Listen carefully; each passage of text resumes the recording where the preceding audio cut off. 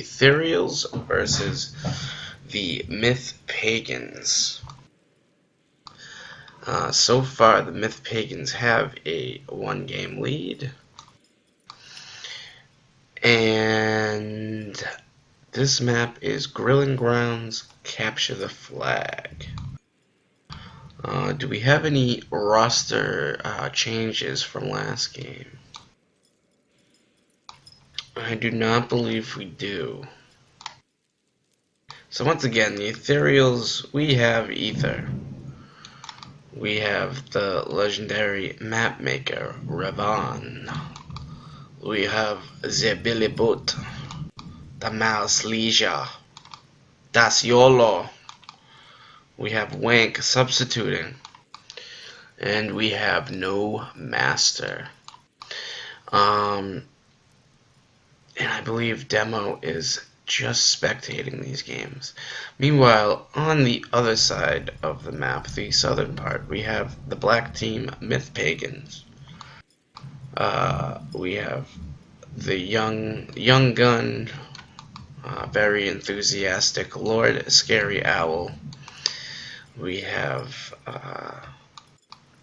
the Killer King from the Netherlands. We have Funk, I believe from Poland, Asmodean spectating. Akira, he's from the United States. I'm from the US, I believe Scary Monster's also from the US. And right now I'm substituting. Akira was on their roster later in the tournament. He opts to change teams to the Syndicate. And let's just take a look at the strats over here. So for the Etherials, we have a Trow split, Mouse Leisure, and no Master are going to get Trow and 6 Zergs apiece. Billy Butt, Revan, and YOLO are on Archer packs. An interesting split here that Ether didn't actually opt to take some Archers for himself, and he has a bundle of Warriors, which will likely be left on the home flag. Lord Scary Owl's trade, he has less Warriors, probably opting for more Archers. I think that's the only major difference. Neither team getting Dwarves. Lord Scary Owl's team opting to keep the Trow together. He ends up giving both to me. And we have Funk with a squad. Scary Monster's got half of a squad. He'll be splitting with Lord Scary Owl. We have Killer King with a squad and Akira.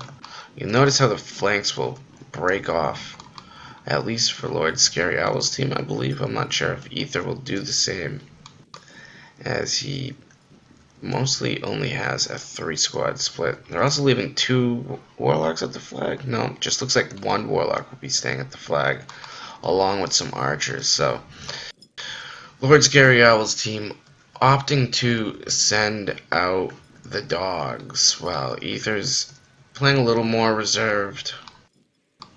We'll have to see how this matches up, because this will undoubtedly cause the Myth Pagans to have unit advantage in the middle of the map and be able to push them. Now, interesting to note, these ramps, they do give you somewhat of a ranged advantage, so staying a little more defensive, especially on a capture the flag, might not be a bad way to go. See, the players are moving up. The Etherials are opting for a small, quick mobile flank with no Masters units, but they're keeping their Archers mid, along with the Warlock. And now, the Warlock, the Archers, they're going to match up over here. They're trying to poke at the enemy Trow. Oh! And Killer King is going to take first blood, taking out an Archer. And... oh... yep, looks like those Warlocks didn't have the distance. Funk flanking over here. See, you can see the usefulness of the flanks, because their mid is pretty much completely surrounded. Has a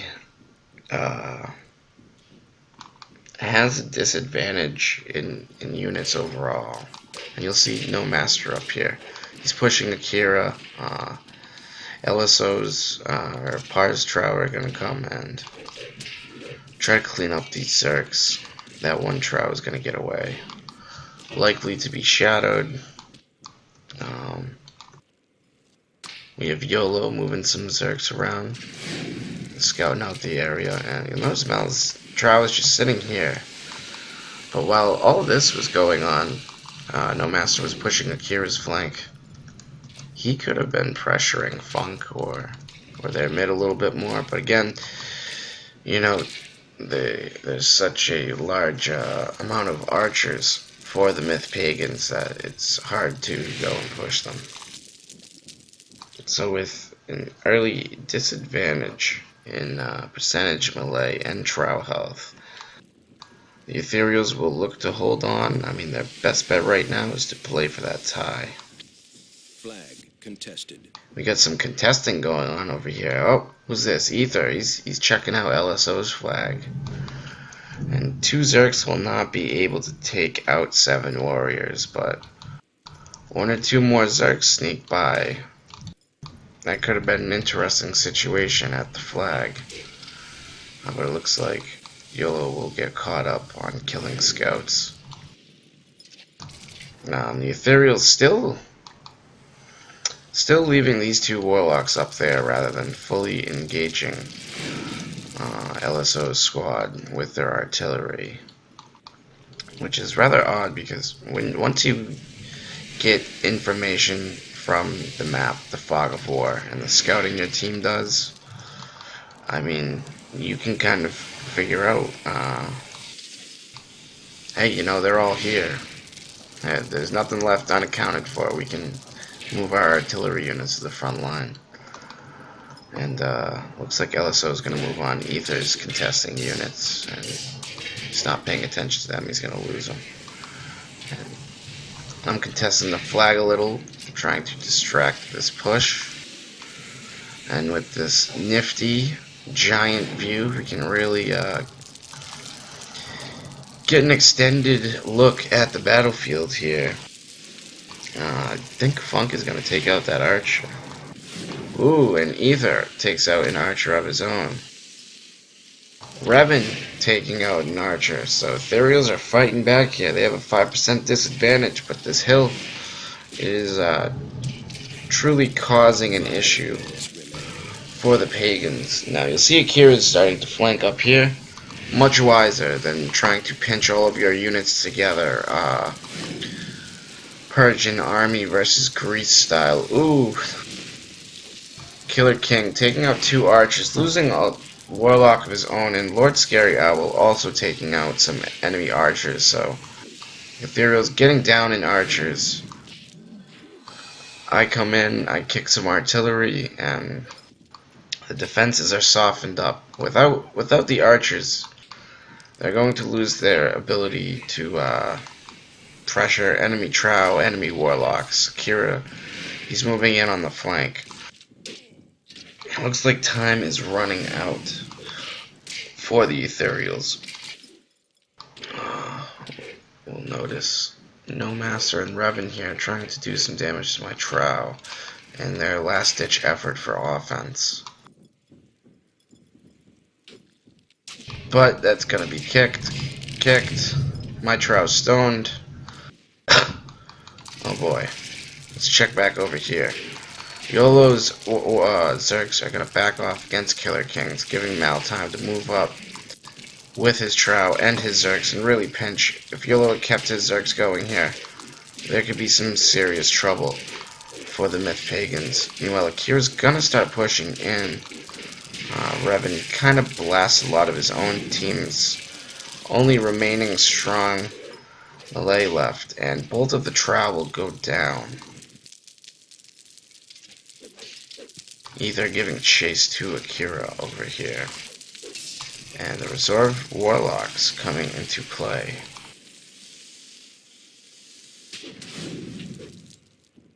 Looks like No Master was able to clean up those 2 warriors and the Trow and He doesn't have enough health left to even really attempt trying to take this flag here, much beyond kicking that warrior with the lower health.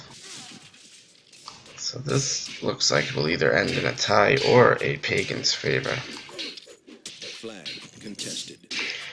We have Funk taking down some Zergs while Akira presses these warriors, losing a lot of his own strong melee, but opening up a shot for his Warlock. Will it leak? Nope, it is blocked by the warriors.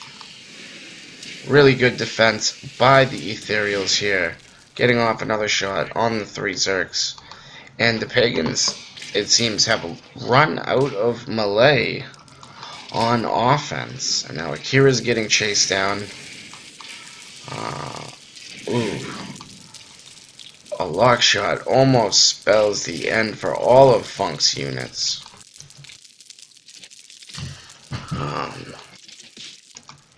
And it looks like the Etherials might actually hold this flag down here. With a minute 40 to go. It's 3 archers and 2 warlocks on 3 archers and 3 zergs. And an archer goes down. Ether's still trying to clean up Akira over here. He'll take out that archer, I believe. And will he outlast the fireball? He will. He might actually... Oh, he's moving it away. So that warlock's out of mana right now. Wouldn't be a bad idea to push it, but he notices, hey, there's a minute left. This is all they got left mid. LSO is going to send up some warriors to the front line, try and stall. It's probably not enough time for any of the Etherials units to get across the map. Much less the only unit in vicinity of Etherial's flag for the Pagans is Akira. And as you see, the GG's coming out. It's a win for me, Revan says. Man, I messed up big time this game, Killer King.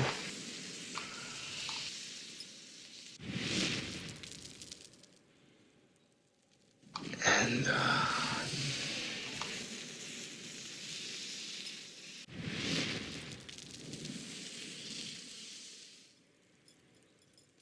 and that will be it.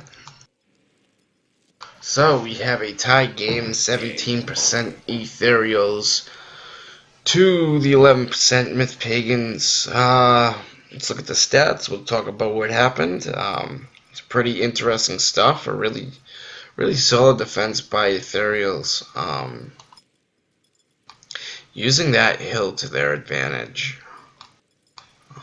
Basically inviting the Pagans back to their base by not bringing forward many units mid or sending any flanks. Kind of saying, hey, why don't you come at us, come play. And while it does not get them the win, it did bring a tie game. So what do we have going on here? 203 damage by the Etherials. They will out-damage the Pagans. 187. Perhaps there was some friendly fire involved. But maybe not. Kills look pretty close. Ether, he's going to end the game 5-14. He's got 14 losses. He had a lot of warriors in the flag, but they were, that abundance of warriors definitely worked out in his team's favor at the end, as the limited amount of berserks the Pagans had weren't able to clean up the remaining ethereal units. Malseizure, he had his trial in 6 Zerks. He will end with 12 kills and 5 losses with 46 damage, putting out almost a quarter of his team's damage. Revan also putting out almost a quarter of his team's damage. That's almost half their team's damage total combined right here, guys, between Mal and Revan. Revan, 12 and 13. I believe he had squad units. It looks like he really took advantage of this mid push over here. You know, defending uphill. It's a skill you learn to master in co-op rather than multiplayer, because most of the time you won't be put in situations where you absolutely have to push uphill. You'll try to avoid putting your team in or your own units in those situations. So very nice ratio performance here. 4-0 or 4-1. He will end with the best kill to death ratio in the game. No master, 10-7. He pushed Akira's units pretty hard. You know, it would have been interesting if he had been a little bit more patient. Maybe the game would have turned out a little differently. During his push 2, his team didn't exactly react to it. They didn't apply pressure anywhere else, so he was able to get shadowed by the 2 Pagan Trow and kicked up to bits. YOLO, he had a side flank. See, he's got the most losses in the game at 15. It looks like he's tied with Killer King. He had some side flank action going on over here at first. And it looks like he took a brunt of the hits at the home flag. I believe a lot of his warriors were the ones pretty much absorbing the Berserker aggro and damage of the Pagans. And as long as, as well as blocking those Warlock shots, which really kept the Etherials units alive and safe. And the artillery were able to continue, you know, sending out volleys of arrows and fireballs. And without those blockers, they would have just been pushed right off of their flag.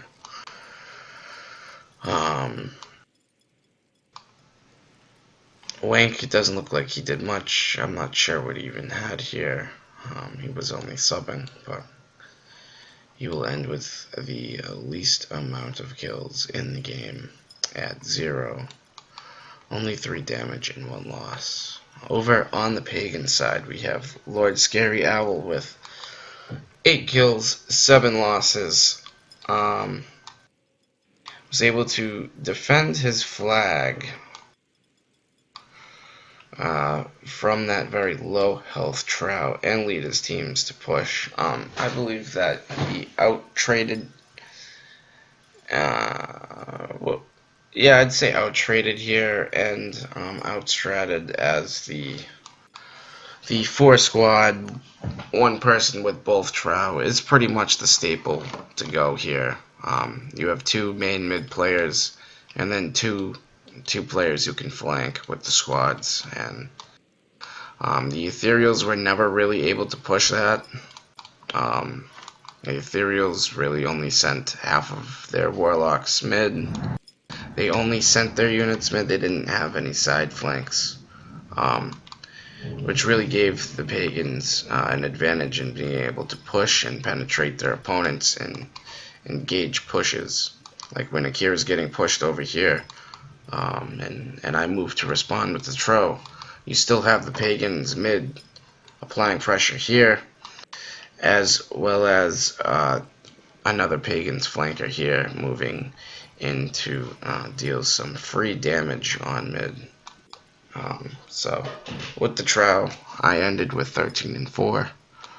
Akira, he took the brunt of no Master's Tro and Zerk push, and later on he was flanking the Etherials home flag. He ends with 12-12, doing a lot of the legwork here.